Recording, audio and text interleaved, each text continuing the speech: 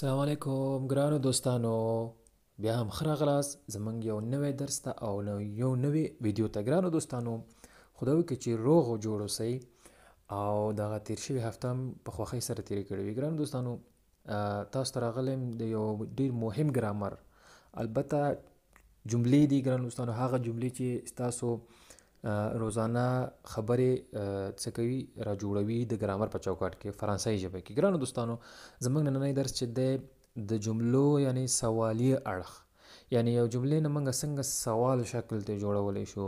اوسه پورې خو موږ ویل کنه چې بیاني جمله ده او دا هم منفي جمله ده چې یعنی په نه کولو باندې دلالت کوي او امر همدغسې. اوس نن د سوال کولو جملې، یعنی یو جمله په فرانسوي ژبه کې څنګه په سوال بدله کړو، موږ هغه جملې نن وایو ګرانو دوستانو، چې دې ته وایي له فارم انټروګاتیو. ګورئ، لا فارم انټروګاتیو د جملو سوالیه کول، یعنی جملې سره رقم کولی شو په سوالیه بدل کړو. ګرانو دوستانو، راځو خپل درس ته مخکې دی نه چې درس شروع کوم. ګرانو دوستانو، تاسو نه په درنښت هیله کېږي چې زموږ چینل سبسکرایب کړئ تر څو هغه زموږ تیر شوي درسونه او راتلونکي درسونه ټول تاسو ته درشي او تاسو درس تعقیب کړئ او د ویډیو شیر کړئ او خپل کومنټونه هم ما سره شریک کړئ. ګرانو دوستانو زموږ درس چې دی ټول د جملو په شکل کې نن مخکې ځي. ګرانو دوستانو، تاسو وګورئ، زه تاسو ته اول یو عنوان دلته راوړم. ګرانو دوستانو، دغه جملې یا منفي جملې بخښنې سره سوالیه جملې، یعنې سوال کولو جملې چې دي ګرانو دوستانو، دا په دوه قسمه دي.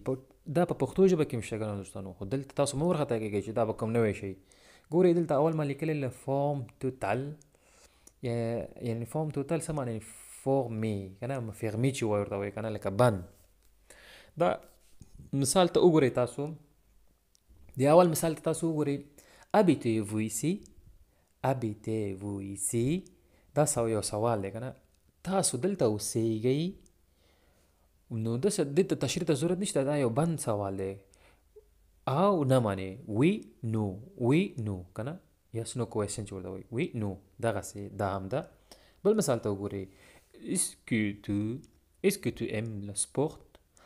آیا ته سپورت خوښوي، یعنې ستا سپورت خوښیږي؟ او نه، وی نو، او نه. ګورئ دغسې یو کلمه ځواب راځي. دې ته له فارم توتال فرمي سوالونه وایي، په دغه شکل کې سوالونه وایي. او دویم ډول چې دی له فارم پارسیل. له فارم پارسیل یعنې خلاص سوالونه، یعنې چې خلاص شکل، یعنې تشریح جوابونه ولري، یعنې وضاحت ته ضرورت ولري. اوورت خلاص ته وایي. صحیح شو؟ مثال ته وګورئ، d'où venez-vous؟ تاسو د کوم ځای یاست؟ دا داسې معنا نه ورکوي چې تاسو د کوم ځای، داسې معنا ورکوي چې d'où venez-vous، تاسو د کوم ځای راغلی یاستئ، یعنې تاسو د کوم ځای یاستئ، د کوم خاورې یاستئ، د کوم ملک یاستئ، دغسې معنا ورکوي. d'où venez-vous، تاسو د کوم ځای یاست. او اوس به وایي که نه چې je viens d'Afghanistan، زه د افغانستان یم. دلته اوس وایي نو رانغی که نه، دلته بس مستقیم ځواب راغی. د بل ته وګورئ، il arrive quand، وایي هغه کله به رسیږي، یا il arrive هغه کله رسیږي که نه. il arrive quand، هغه کله رسیږي. il arrive demain après-midi، هغه به ورسیږي. il va arriver demain après-midi، هغه به ورسیږي سبا بعد د ماسپښین نه. ګورئ وضاحت ته ضرورت پیدا شو، یعنی په او نه یا وی نو باندې ځواب نشو. دې ته له فارم پارسیل یعنی اوورت، یعنی خلاص شکل وایي. ښه دوستانو، اوس مخکې ځو، راځئ ګورئ اصلي مسئلې ته راځو. دې جملې ته تاسو پام وکړئ، دا کوم جمله چې په سکرین کې ده، تو پارل فرانسې.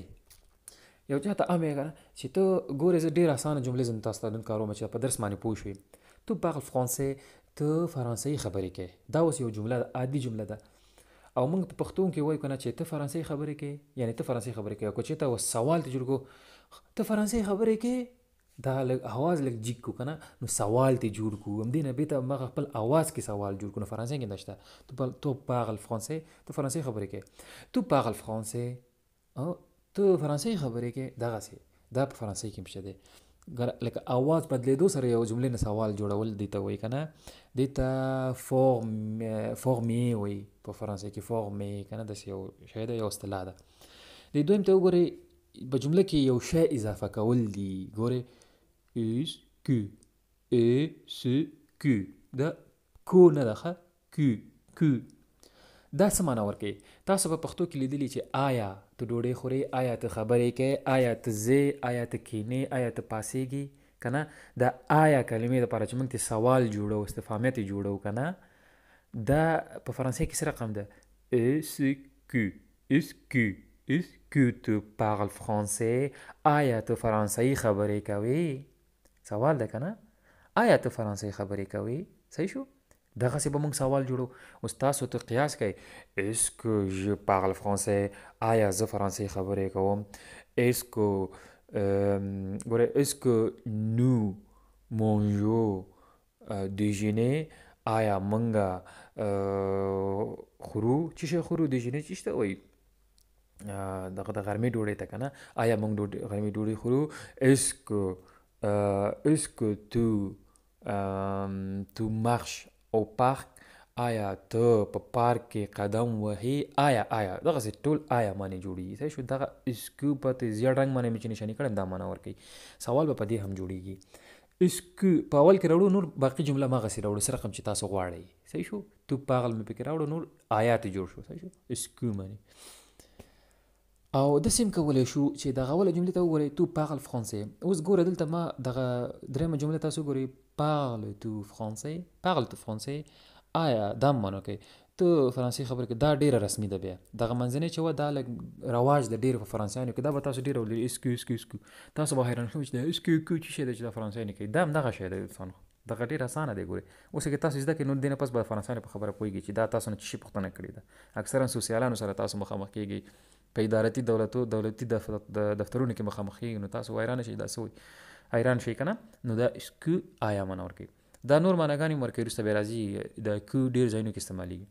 خو اوس دلته فعلا دغه شی زده کړئ ډېر مخکې مزه بیا تاسو ذهن ګډوډېږي.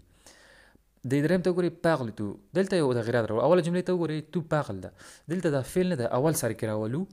پاغل اول سر کې راوړو، بیا تو هغې نه مخکې اړو.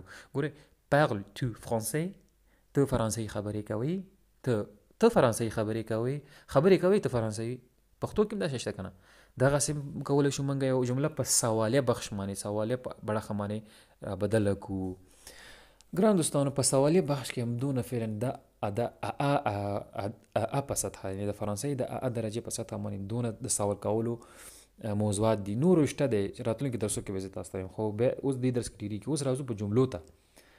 دا مثال ته تاسو وګورئ vous avez une voiture؟ ته یو موټر لرې. یو چا نه پوښتنه کوي که نه، ته یو موټر لرې. vous avez une voiture یا داسې وایي چاته vous avez une voiture ته یو موټر لرې. دا خو سوال نه شو کوی. vous avez une voiture ته یو موټر لرې، سوال په شکل شو. صحیح شو؟ او اوس ګورئ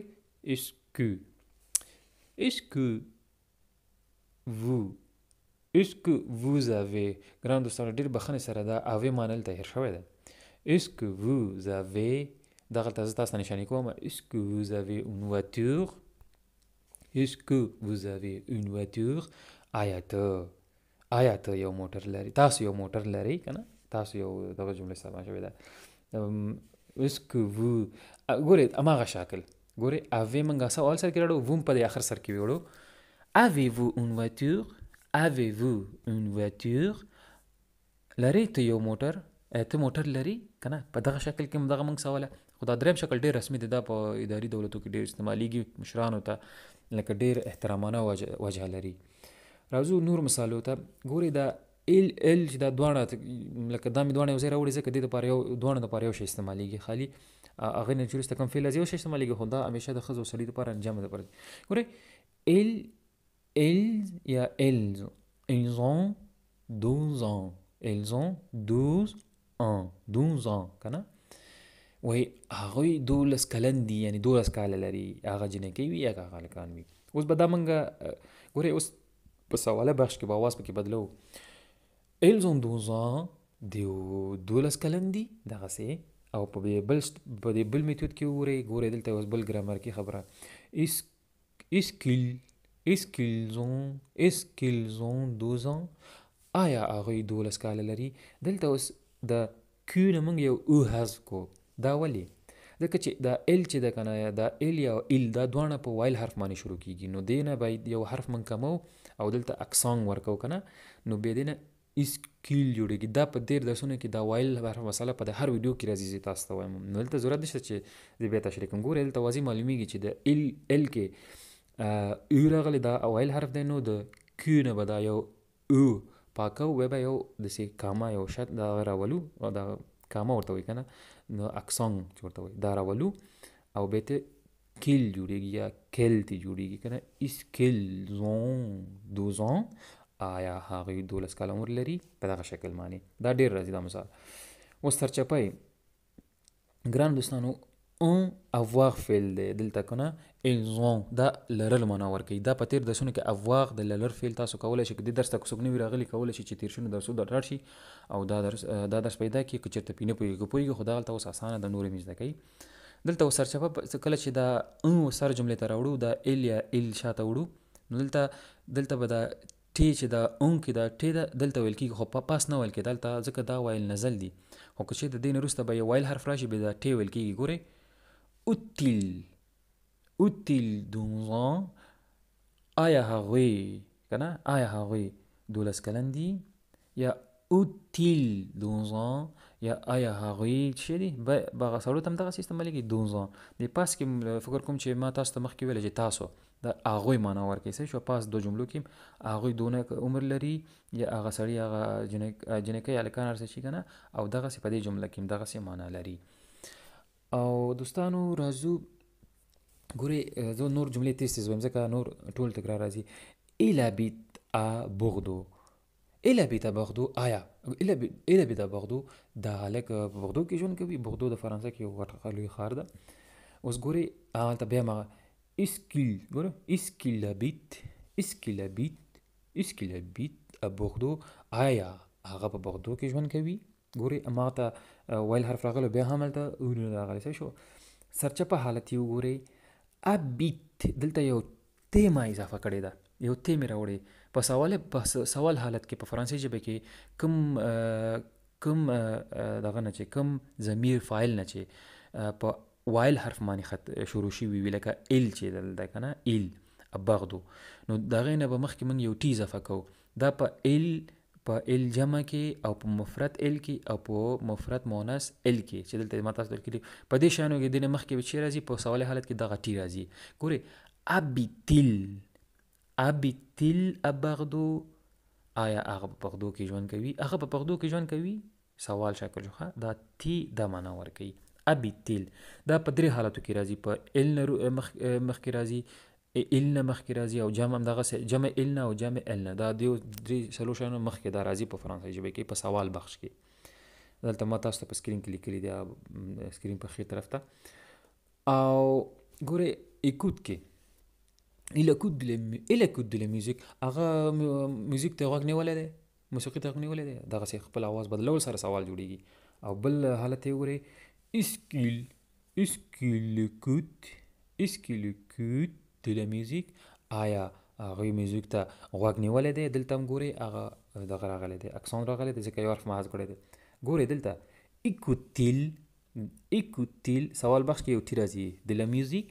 écoute-t-il ګورئ écoute-t-il که نه écoute-t-il de la musique، هغه جنۍ یا ښځه میوزیک ته یا موسیقي ته غوږ نیولی دی، صحیح شو. په دغه شکل دوستانو په دغه شکل باندې سوال جوړیږي په فرانسوي ژبه کې. او که چېرته په دې درس په کوم ځای کې پوه شوي نه یاست نو په کومنټ کې ولیکئ یا هم زما انسټاګرام ته راشئ. او ګران دوستانو ما د ټلیګرام یو چینل هم جوړ کړی دی تاسو د اسانتیا دپاره. په همدغه درس لاندې په ډسکرپشن کې ما یې لینک اچولی دی، تاسو کولی شئ چې هغه هم تعقیب کړئ او هلته هم خپل سوالونه یو رقم کولی شئ وړاندې کړئ.